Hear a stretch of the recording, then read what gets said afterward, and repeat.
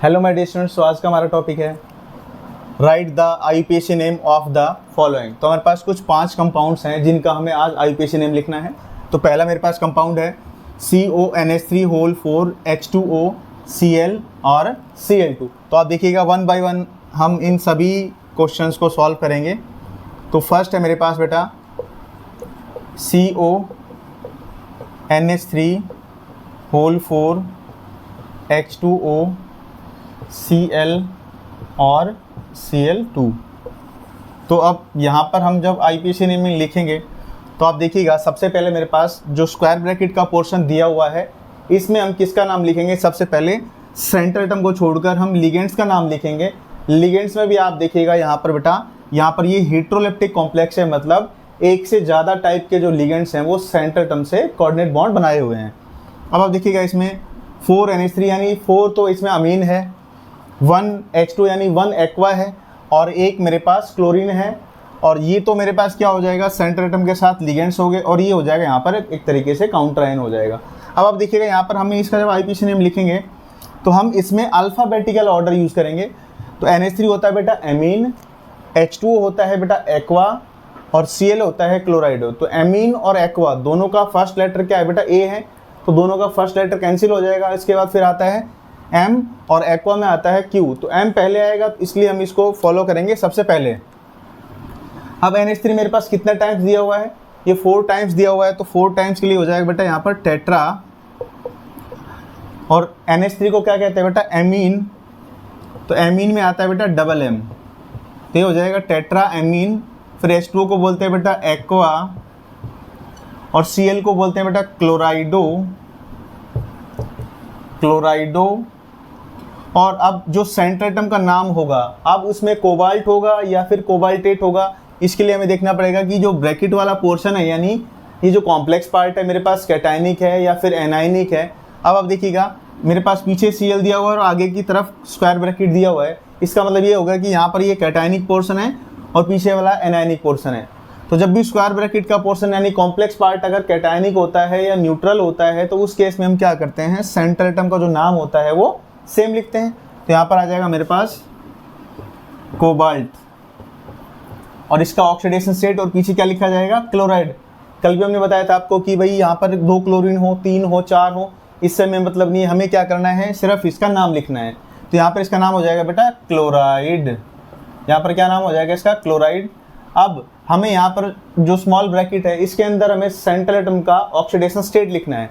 अब आप देखिएगा यहाँ पर हम इसको क्या मान लेंगे, x मान लेंगे यहाँ पर, ये हो जाएगा यहाँ पर x + 4 इंटू एक NH3 का चार्ज क्या होता है बेटा, 0 चार्ज होता है, जैसा कि हमने टेबल से इसको सॉल्व किया हुआ है, प्लस एक H2 है तो H2O का चार्ज क्या होता है बेटा, 0 होता है, प्लस एक क्लोरीन है, क्लोरीन का चार्ज क्या हो जाएगा, -1 होता है, प्लस 2 क्लोरीन है और एक क्लोरीन का चार्ज क्या होता है बेटा, -1, और इज इक्वल्स टू में क्या आ जाएगा, यहाँ पर 0 आ जाएगा। तो इसको अभी सॉल्व करेंगे तो यहाँ पर x + 0 + 0 -1 -2 = 0, then x will be +3, यानी जो x है मेरे पास उसका वैल्यू कितना आ गया, 3 आ गया, और उस 3 को हमने क्या करना है यहाँ पर रोमन में लिखना है। तो इस तरीके से हमारे पास ये क्या हो जाएगा, आईयूपीएसी नेम हो जाएगा। तो सेकंड नंबर हमारे पास आता है बेटा K2ZnOH4। अब देखिएगा जो सेकंड क्वेश्चन मेरे पास है बेटा यहाँ पर K2ZnOH4, तो इसमें सबसे पहले आप देखिएगा पोटेशियम सबसे पहले आ रहा है तो हमें इसका नाम सबसे पहले लिखना पड़ेगा। तो यहाँ पर ये हो जाएगा मेरे पास पोटेशियम, इसके बाद स्क्वायर ब्रैकेट में सबसे पहले हम किसका नाम लिखते हैं बेटा, लिगेंड्स का नाम लिखते हैं। तो ये मेरे पास क्या है, हाइड्रोक्साइड है, 4 हाइड्रोक्साइड्स मीन्स टेट्रा, और OH को क्या कहते हैं बेटा, हाइड्रोक्साइडो, या फिर इसको हम हाइड्रोक्सो भी लिख सकते हैं।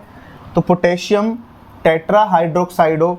अब ये जिंक होगा, जिंक है, या ये जिंकेट लिखा जाएगा या फिर जिंक लिखा जाएगा। तो उसके लिए हम देखेंगे यहाँ पर कि ये कैटायन है मेरे पास और ये पीछे वाला पार्ट क्या हो जाएगा, एनायन हो जाएगा। तो एनायनिक पार्ट में सेंट्रल एटम का जो नाम होता है उसके पीछे क्या लगाते हैं बेटा, ATE लगाते हैं, तो ये हो जाएगा जिंकेट। तो यहाँ पर लिखा जाएगा जिंकेट और इसका ऑक्सीडेशन स्टेट। तो आप देखिएगा इसको X मान लिया जाएगा यहाँ पर। तो 2 पोटेशियम है, एक पोटेशियम का चार्ज कितना होता है, +1 होता है, क्योंकि ये फर्स्ट ग्रुप का एलिमेंट है मेरे पास, प्लस जिंक का चार्ज X हो गया, प्लस 4 हाइड्रोक्साइड है, और एक हाइड्रोक्साइड का चार्ज क्या होता है बेटा, -1 होता है, और इज इक्वल टू में क्या आ जाएगा, 0 आ जाएगा। तो आप देखिएगा 2 + x - 4 = 2 0 आ जाएगा। तो यहाँ पर आ जाएगा x = +2 सिंप्लीफाई करने के बाद। तो x की वैल्यू जो हमारे पास 2 आ रही है, इसको हम क्या लिखेंगे यहाँ पर, रोमन में लिख देंगे। तो इस तरीके से हमारे पास ये 2 आईपीसी नेम हमारे पास हो जाएंगे। सो नेक्स्ट आप देखिएगा मेरे पास जो थर्ड है कंपाउंड, आप देखिएगा मेरे पास दिया हुआ है K3Al(C2O4) होल थ्राइस। अब आप देखिएगा बेटा, यहाँ पर मेरे पास फिर से अगेन क्या दिया हुआ है, पोटेशियम दिया हुआ है। तो यहाँ पर हम लिख देंगे पोटेशियम, अब स्क्वायर ब्रैकेट में सबसे पहले किसका नाम लिखा जाएगा बेटा, लिगेंड्स का नाम लिखा जाएगा। अब ये होमोलेप्टिक कॉम्प्लेक्स है मेरे पास, तो इसमें अल्फाबेटिकल ऑर्डर लिखने की जरूरत नहीं है। अब आप देखिएगा यहाँ पर मेरे पास C2O4 और 3।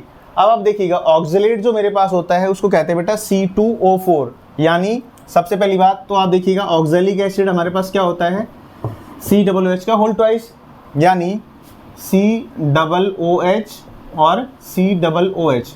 यहाँ से आप देखिएगा दोनों हाइड्रोजन लैप्स करने के बाद यहाँ पर जो आयन बनता है COO नेगेटिव, इसी तरीके से COO नेगेटिव, यानी C2O4, यानी C2O4 और 2 नेगेटिव। इसको कहते हैं बेटा ऑक्जेलिक एसिड से आया हुआ ऑक्जेलेट आयन। अब आप देखिएगा यहाँ पर C2O4 का मतलब क्या है, ऑक्जेलेट है। ये कितने टाइम्स है बेटा, 3 टाइम्स है। तो आप देखिएगा यहाँ पर लिखा जाएगा ट्राई, और ऑक्जेलेट को क्या लिखा जाएगा,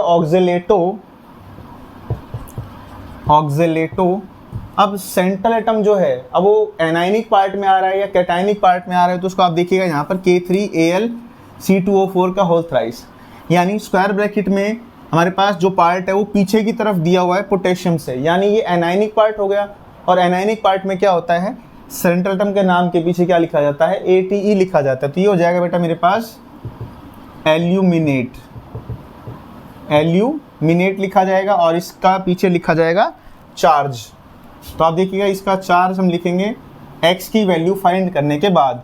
अब आप देखिएगा यहाँ पर इसको हमने x मान लिया है, तो यहाँ पर आ जाएगा मेरे पास 3 पोटेशियम में, एक पोटेशियम का चार्ज होता है बेटा +1 + x + 3, और एक ऑक्सीलेट पे चार्ज कितना होता है बेटा, -2 होता है, जैसा कि अभी हमने किया था, -2 = में 0।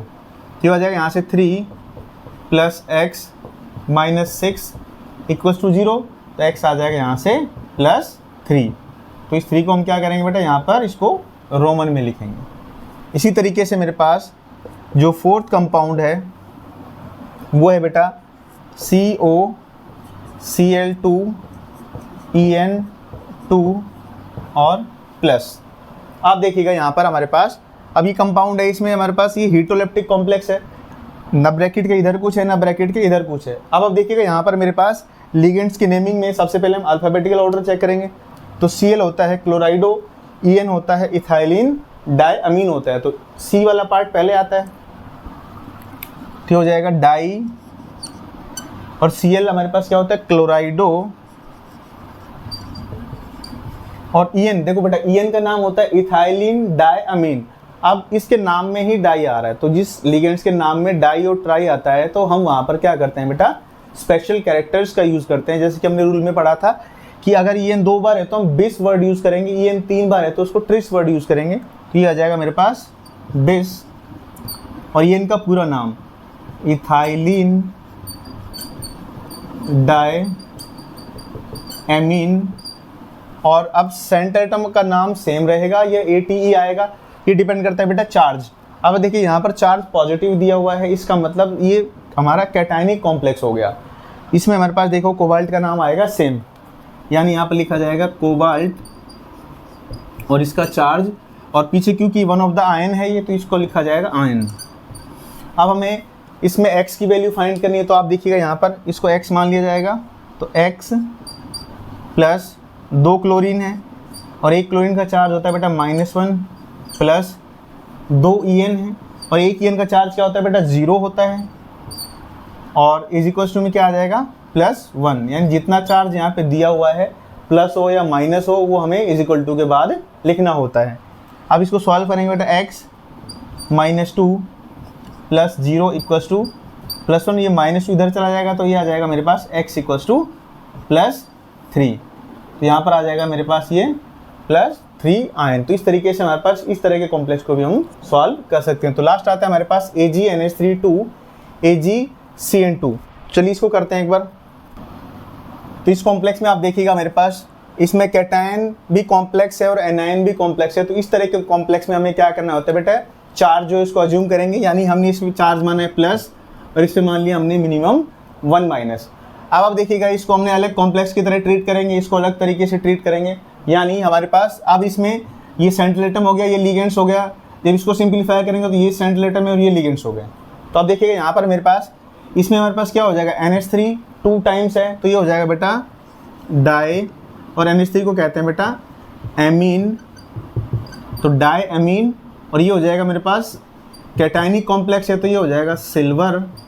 और इसका चार्ज, इसको अगर हम नेगलेक्ट कर देते हैं तो इसका चार्ज यानी पॉजिटिव में क्या आएगा +1 आ रहा है यहाँ पर, तो ये हो जाएगा 1। अब इस कॉम्प्लेक्स की बारी आती है तो इसमें आप देखिएगा मेरे पास 2 साइनाइड हैं तो ये हो जाएगा डाई, CN को कहते हैं बेटा साइनाइडो।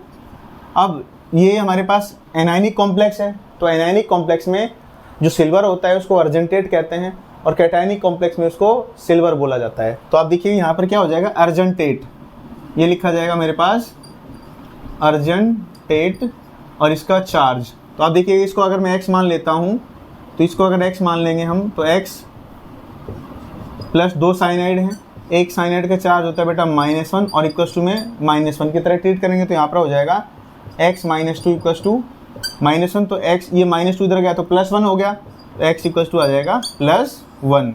इस 1 को हम यहाँ पर लिख देंगे। तो इस तरीके से हम इन 5 कॉम्प्लेक्स कंपाउंड्स का IUPAC नेम लिख सकते हैं। तो हमारा वीडियो अगर ये आपको पसंद आए प्लीज़ चैनल को लाइक करें, शेयर करें, सब्सक्राइब करें और बेल आइकन को प्रेस करें। Thank you.